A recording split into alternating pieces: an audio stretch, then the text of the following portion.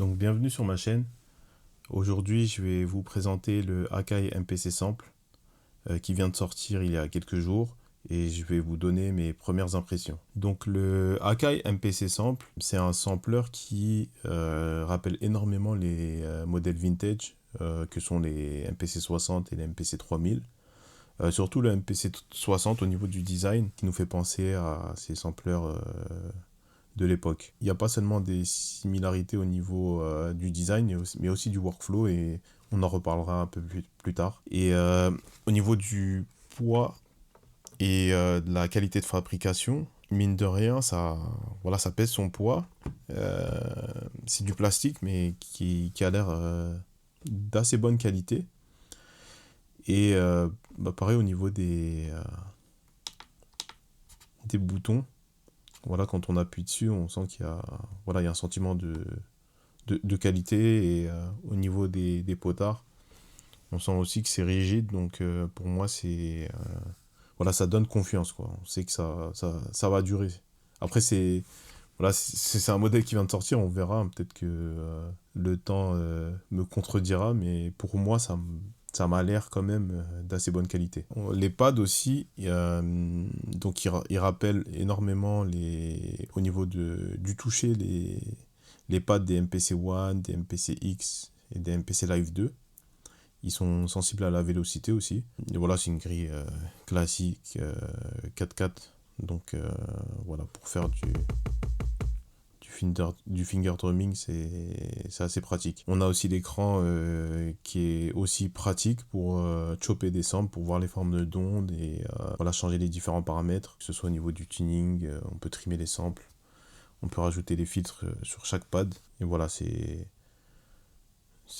vraiment une bonne chose. Donc en gros, c'est comme si ils avaient fait... Bon, je vais pas parler de qualité de son, hein, parce que c'est complètement différent des MPC 3000 et des MPC 60. Au niveau du son, ça reste assez moderne et propre. Mais voilà, ça reste quand même... Ça reste assez proche des MPC 60 et 3000. C'est comme s'ils avaient modernisé ces modèles-là pour créer le MPC Sample, à mon humble avis. Donc là, j'ai chargé un kit de démo qu'on va écouter. Et voilà, pour voir un peu ce que ça donne.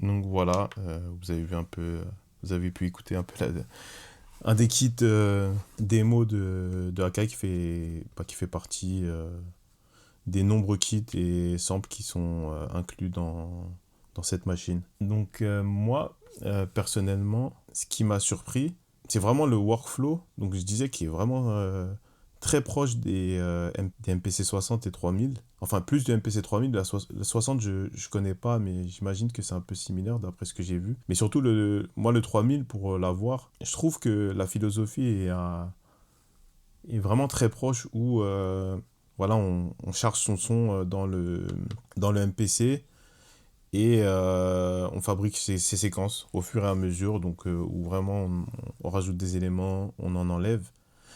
Et je trouve que cette méthode de travailler, voilà, en gros, elle peut apporter, on va dire, une certaine créativité, dans le sens où on est limité à juste un certain nombre de paramètres, parce que si, encore une fois, si on la compare aux MPC plus récentes, ça n'a rien à voir. Ça n'a rien à voir, les autres sont beaucoup plus puissantes. On peut rajouter des plugins sur les autres, il y a plus de pistes. On a le mode arrangement avec l'écran tactile. On peut faire plein de choses niveau sound design, alors que là, on est vraiment limité à certains paramètres, même s'il y en a beaucoup plus que les MPC à l'ancienne. Donc en gros, on se retrouve à utiliser des techniques old school où Par exemple, quand on prend un sample où on n'a pas la possibilité de jouer des mélodies, enfin, avec une grille d'accords comme sur des appareils plus modernes, voilà, on utilise le 16 levels. Là, c'est un sample de kick, pardon. Mais voilà, on peut jouer de manière tunée à- et on fabrique sa mélodie à partir de ça, quoi. Donc ça, c'est complètement différent des dos modernes, des appareils modernes. Ce qui m'a surpris aussi, c'est... en gros, c'est vraiment fun de faire des sons, de faire de la musique sur ce sampler. En fait, on prend du plaisir à jouer, alors que si on compare au... Moi, le MPC One à l'époque, et je l'aimais beaucoup. C'était mon premier sampler MPC. Je m'amusais moins à faire des sons que sur cette machine-là. D'ailleurs, c'est pour ça que j'ai pris le MPC 3000, parce que c'était vraiment droit au but, où on cherche ses samples, on les découpe à l'oreille, et voilà, on fait sa séquence. On peut faire on enlève des sons, on essaie de contourner avec les limitations pour faire un peu de sound design. Alors que avec la MPC One par exemple, c'est tellement puissant, on a tellement de possibilités que bah, au final, quelquefois, on se retrouve à beaucoup naviguer dans les menus pour modifier tel paramètre, ajuster telle chose. Alors que voilà, là c'est vraiment instantané, on peut faire un son vraiment, vraiment rapidement. D'ailleurs, je vais vous montrer rapidement voilà, comment on sample dans le MPC, et comment on découpe les samples. Donc là, j'ai lancé un nouveau projet, et je vais vous montrer comment on fait pour sampler à partir de l'USB-C. Donc en gros, il faut juste appuyer sur Sample Record, choisir la source. Donc il y a un micro intégré aussi, j'ai oublié d'en parler, hein. Donc on peut sampler à partir du micro, ou bien à partir des entrées audio. Donc il y en a deux. On peut resampler. Et là, je vais choisir USB-C.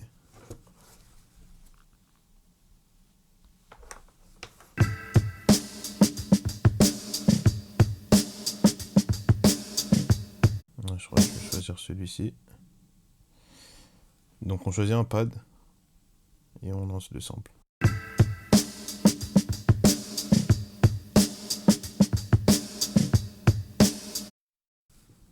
Donc quand on a terminé, on appuie dessus.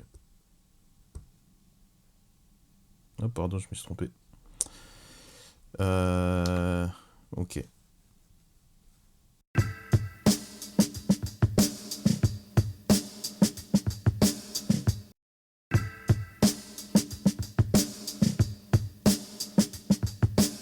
Donc voilà, là c'est très pratique de voir d'avoir un visuel sur la forme d'onde pour choper les samples.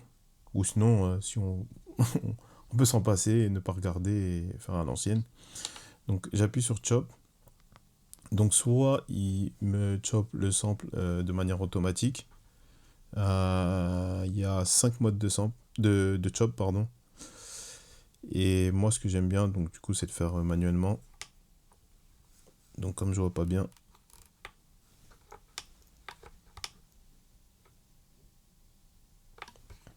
je vais prendre le point de start et je vais découper le sample.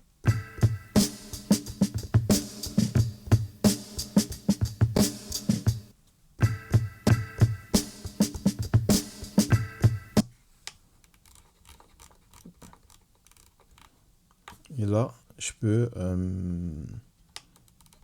justement affiner mon découpage si je veux me rapprocher des transientes.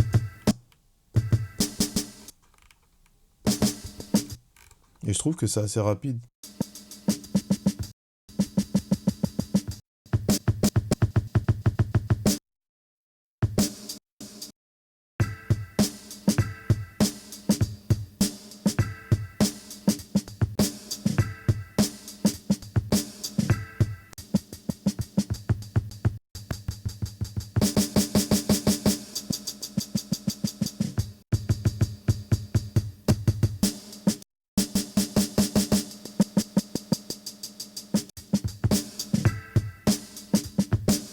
Non, là, je l'ai mal fait.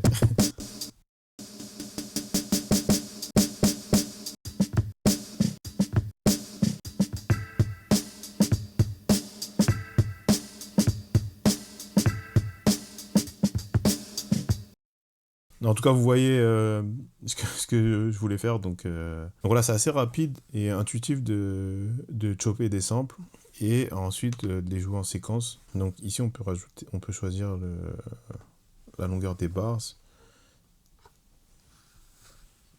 et en maintenant le bouton BPM et l'encodeur, on peut. Là, je vais mettre à 90.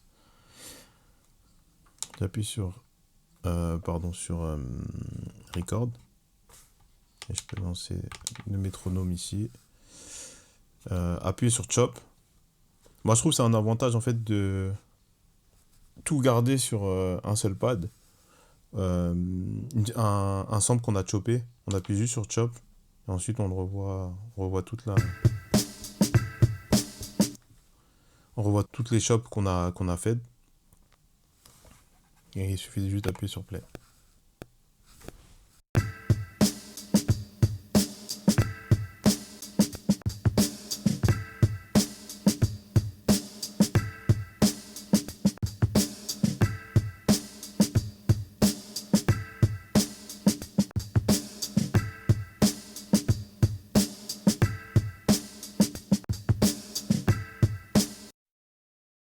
Ok.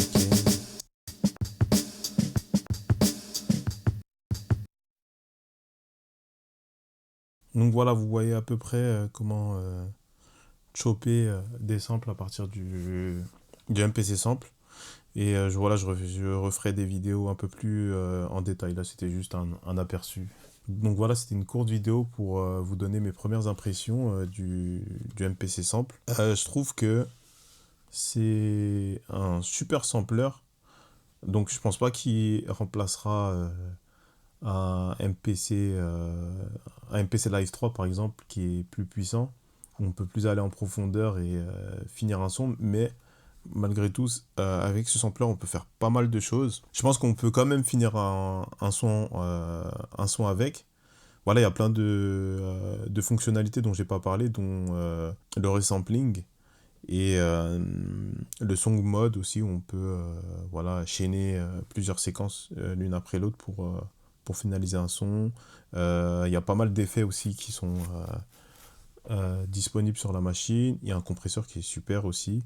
Et voilà, c'est vraiment une machine pour s'amuser. Je pense de Sketchpad en complément d'un MPC ou d'un autre appareil qui est un peu plus puissant, c'est super. Et voilà, j'essaierai d'en parler plus en détail dans d'autres vidéos. Donc merci à vous et à bientôt.